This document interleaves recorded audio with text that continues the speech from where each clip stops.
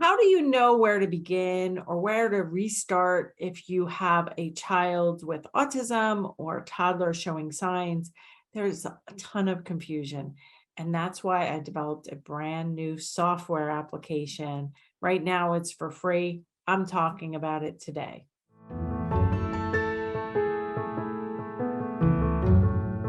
Hi there. Welcome back.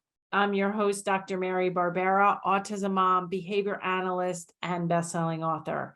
Each week, I provide you with some of my ideas about turning autism or signs of autism around. So if you haven't subscribed to my YouTube channel, you can do that now. So today, I am sharing an excerpt from a podcast that I did just this week, where I released it, talking all about my new free software. It's only free for the first 1,000 people. So you're going to want to take a listen to this podcast to find out all the details. What's happening now is, as I've moved to the world of online education, online courses, podcasts, my book, even my video blogs, is where my approach is treating everything at the same time. I'm trying to help the parents and professionals increase talking, decrease tantrums, improve eating, improve sleeping, potty training, going to the doctor's, dentist, haircuts without a fuss. So it's hard to do big studies on kids that are changing in multiple areas with online training. And so there are currently, as far as I know, there are no research tools that currently does what I think needs to be done to really measure how well kids are doing in early intervention settings, in ABA clinics, ABA at home, whether they have a diagnosis or not. These kids, we need to measure, not just the OT measuring her area or the speech therapist measuring their area. We need a tool like I believe I created something close to what I've been searching for, to assess the whole picture, have the parents be able to fill it out quickly and easily, and have the ability to compare pre and post test results. I have spent almost half of my life trying to come up with a solution. And now I'll spend the rest of my life coming up and working towards this plan. I'm not saying that the assessment that I'm going to talk about now is perfect by any stretch of the imagination, but I feel like we have to do something. And I invested a lot of time and financial resources over the past 6 months to get it closer and to be able to offer it for free right now for all of you here. So here's my exciting news. Right now, you can go to marybarbera.com/free assessment. What happens when you get there is you need about 10 to 15 minutes. And what this assessment covers is, it doesn't cover whether your child has autism or not, or how quote unquote high functioning you are, because that's a loaded question. I did a podcast very early on, I think it was podcast number 4. We can link in the show notes about high functioning versus low functioning.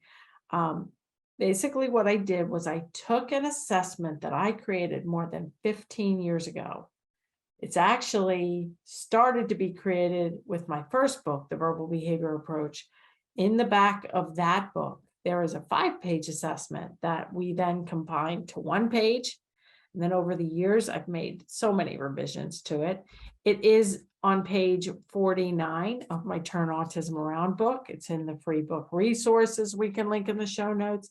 It's a 1-page assessment that covers what age the child is, who's filling out the survey, if they have a diagnosis, if they get services, if they have any medications, if they have any allergies. Then we go into safety, awareness. We go into eating, sleeping, potty training, grooming, dressing, speaking, both expressive language as well as following directions or receptive language. On this one-page form is also an assessment of imitation and matching, social and play concerns, and then a big area of focus is also on problem behaviors. So it took me many, many years to get this one-page assessment going, but the problem with the one-page assessment is it's in many areas on here. It's not quantifiable. It just says list all your child's problem behaviors and tell us how often it happens, 10 times a day versus 100 times a month. Does your child have any sleeping issues? If yes, describe them here. So it might be, it is helpful to have something, but it's not quantifiable, or it wasn't quantifiable until right now, until we moved it to software and we made it quantifiable and scoreable. So why is assessment so important? No matter what the problem is in your life, we evaluate things like if we have a plumbing problem or a car problem, or we feel a lump in our breast when we're in the shower.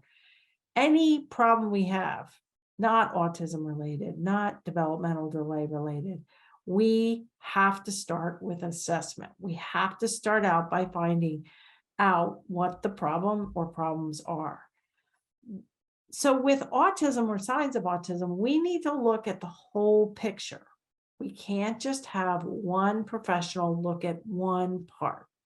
We can't just focus or just assess sleeping or potty training or eating or even talking or problem behaviors. We need to look at the whole picture. But the problem with looking at the whole picture is that's usually the role of a behavior analyst. Although many of you listening, that are behavior analysts, I hope you enjoyed that short excerpt. If you did, I would love a comment, thumbs up, share it with somebody who might benefit. And you're going to want to get that free assessment at marybarbera.com/free assessment.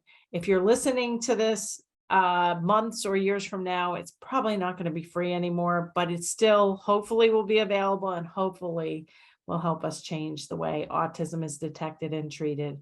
For more information about joining my online course and community, where I really break everything down, give you step-by-step instructions for how you can start, make a plan, and really make a difference in the lives of your child or clients, join us for a free workshop at marybarbera.com/workshops, and I'll see you right here next time.